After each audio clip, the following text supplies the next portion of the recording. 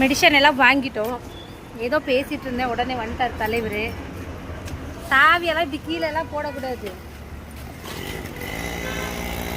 எங்க புதுசாக ஒரு வீடியோ பண்ணுறோம்னா யூடியூப்காரங்க என்ன பண்ணோம், எல்லாருக்கும் போட்டு விடணும்.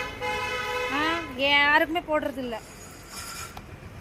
ஒரு வீடியோ ஒரு இது போகிறதில்ல, ஒன்றும் இல்லை. நெட் போட்டு நாங்கள் கரன்சி போட்டு வீடியோ பண்ணுவோம். ஏதாச்சு சப்ஸ்கிரைபர் ஒரு சப்ஸ்கிரைபராவது வராரா?